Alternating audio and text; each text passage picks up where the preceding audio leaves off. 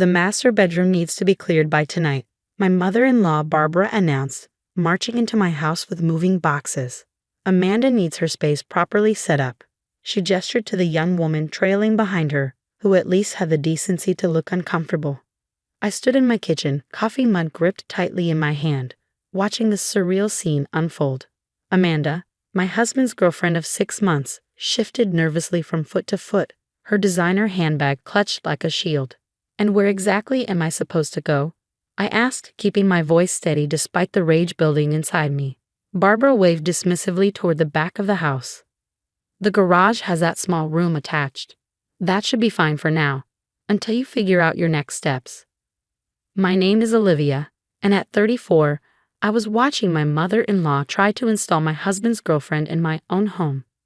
The same home I'd spent the last 8 years turning into a sanctuary. The same home that now felt like it was being invaded. "This is my house," I said firmly, setting down my coffee before I gave in to the urge to throw it. Barbara's laugh was sharp and cruel. "This house belongs to the family. Michael needs it now for his new life. You should be grateful we're letting you stay at all."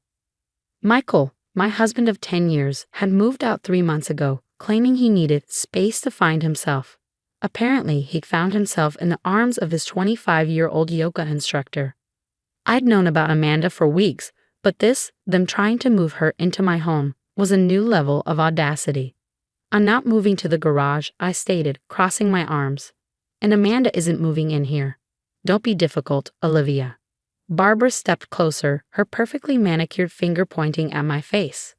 "This house has been in our family for generations. Michael's grandfather built it. You're just the soon-to-be ex-wife. You have no right to it."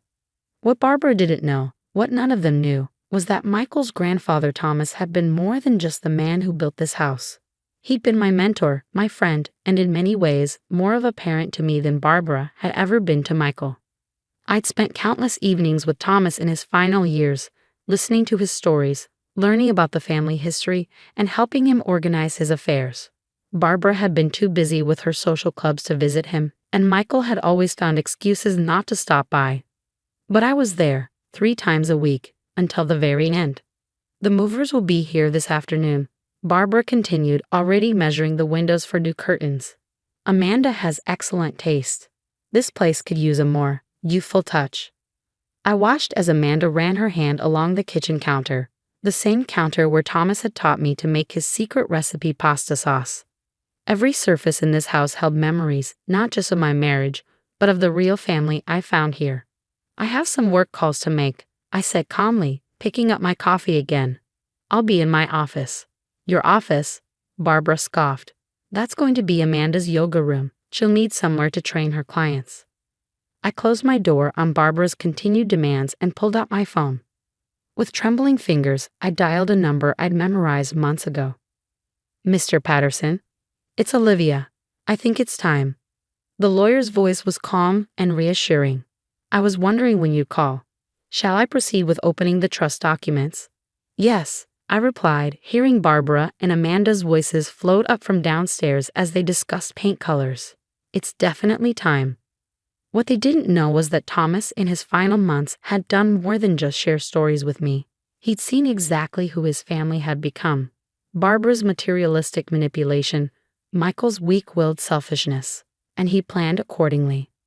I hung up with Mr. Patterson and opened my desk drawer, pulling out an old envelope.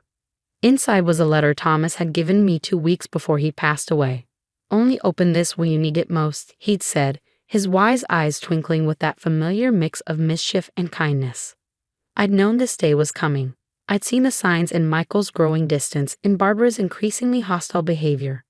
Thomas had seen it too, long before any of us were ready to admit it. Downstairs, I heard the front door open and Michael's voice join the others. "The movers are on their way," he called out. "Mom, did you tell Olivia about the garage?" I ran my fingers over Thomas's letter, remembering his last words to me. "Sometimes, my dear, justice comes in unexpected ways. Just be patient and trust in what we've planned." The sound of footsteps on the stairs told me they were coming to confront me again. I tucked the letter away and squared my shoulders. Let them come. Let them make their plans and measure their curtains. The trust documents would be unsealed tomorrow morning, And then they'd learn what Thomas had known all along. That family isn't about blood or marriage. It's about who shows up, who cares, who stays. Barbara's sharp knock rattled my office door. Olivia, the movers need to get in there. I smile, thinking of Thomas and a future he'd helped secure. Come in, Barbara. We need to talk about the house. The door swung open, and there they stood. Barbara, Michael, and Amanda, ready to claim what they thought was rightfully theirs. They had no idea what was coming, what's there to talk about. Michael asked, leaning against my office doorframe with that familiar look of smug confidence. Mom's right. This is a family house. You're not family anymore. I sat calmly at my desk, fingers tracing the edge of Thomas's letter. Actually, there's quite a lot to discuss. Mr. Patterson, the family lawyer, will be here in 20 minutes. Barbara's perfectly penciled eyebrows shot up. Patterson? Why would that old fool be coming here? Because I called him, I replied simply, and he's bringing some important documents that all of you need to see. Michael straightened up, his smugness wavering slightly. He remembered Mr. Patterson from his grandfather's funeral, the stern-faced lawyer who'd given him a disapproving look when he checked his phone during the eulogy. Whatever game you're playing, Olivia, Barbara started, but the doorbell cut her off. That'll be him now, I said, standing up. Shall we move this to the living room? They followed me downstairs, Barbara whispering furiously to Michael while Amanda trailed behind, clutching her designer bag like a security blanket. Mr. Patterson stood at the door, his weathered briefcase in hand, looking exactly as he had the day Thomas had introduced us. Mrs. Collins, he nodded to me, then turned a cool gaze to the others. Barbara, Michael. And this must be the girlfriend. Amanda flushed red as Barbara bristled. Now see here, Patterson. Please, he interrupted. Let's all sit down. We have important matters to discuss. Once everyone was seated, Barbara perched on the edge of the sofa like she was ready to pounce. Michael slouched in his father's old armchair, Amanda hovering uncertainly nearby. Mr. Patterson opened his briefcase. Before his death, the lawyer began, Thomas Collins made certain arrangements regarding this property, arrangements he specifically asked me not to reveal until they became necessary. What arrangements? Michael demanded. Grandpa left everything to the family. Mr. Patterson pulled out a thick envelope. Actually, Michael, your grandfather left this house in a very specific trust. A trust that named one particular person as its executor and primary beneficiary. Barbara's face went pale. That's impossible. This house has always passed through the male line. It belongs to Michael. Not according to this, Mr. Patterson said, removing several documents from the envelope. Thomas was quite clear about his wishes. The house and everything in it was to be placed in trust for the person who, in his words, showed true understanding of what family means. He turned to me, extending the papers. Olivia has the name trustee and beneficiary. These belong to you. The silence in the room was deafening.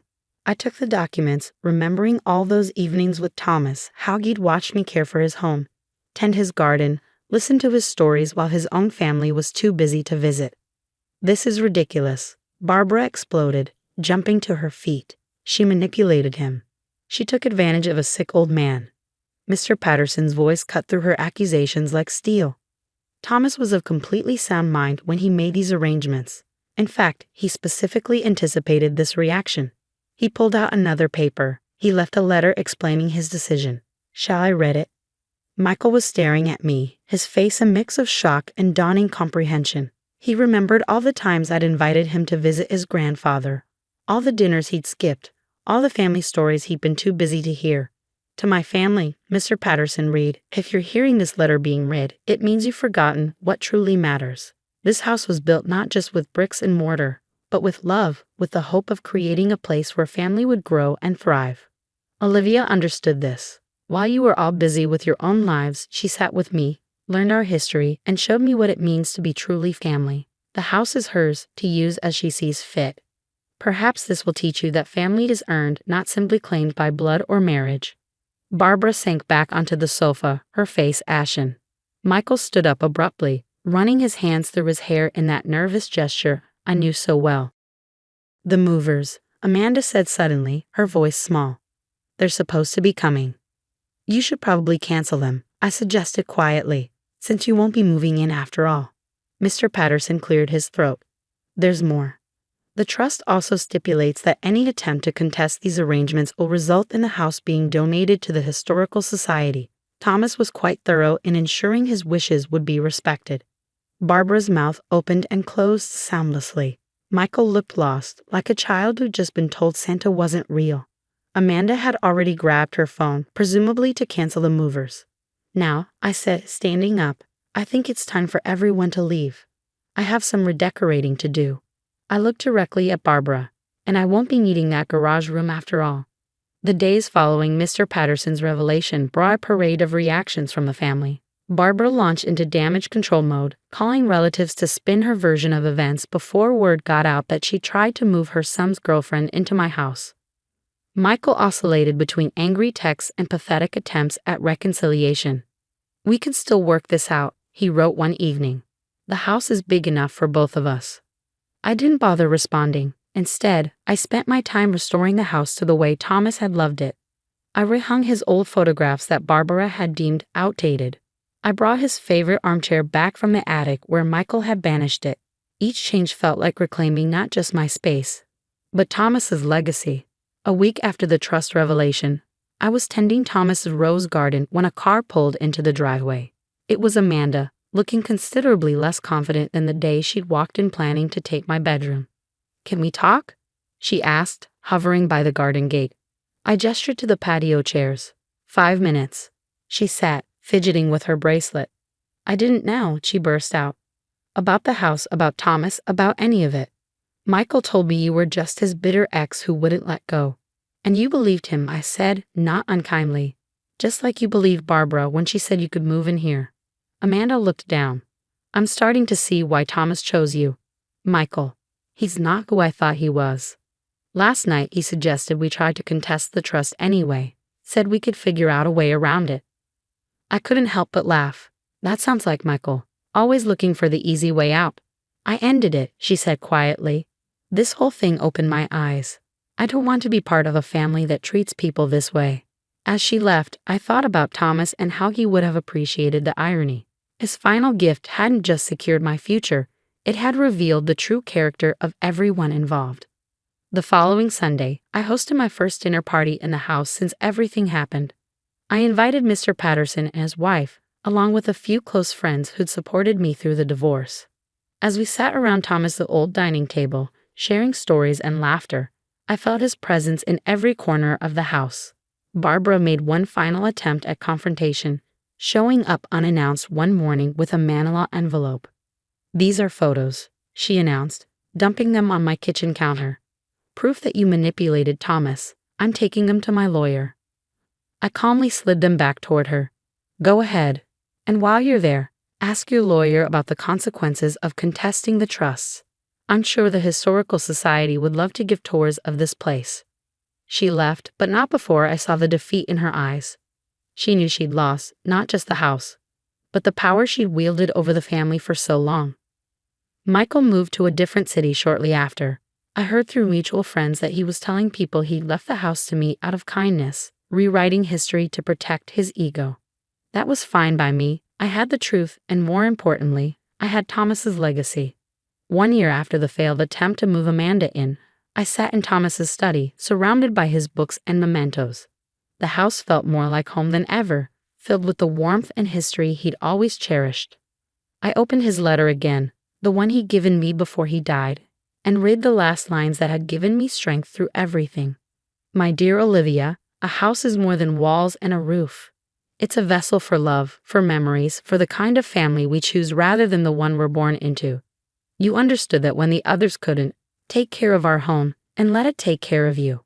With all my love, Thomas. I folded the letter carefully and looked around the study, at the life Thomas had built and entrusted to me. Barbara and Michael had seen this house as a possession to be claimed. They never understood that it was really a gift to be earned through love, respect, and genuine care. Outside, Thomas's roses were blooming, their fragrance drifting through the open window. The house felt alive, not with the chaos Barbara and Amanda would have brought, but with the peaceful energy Thomas had always cultivated here. In the end, the property trust hadn't just given me a house. It had given me the freedom to honor Thomas's memory in the way he deserved. And somewhere, I knew he was smiling, satisfied that his home had ended up exactly where it belonged.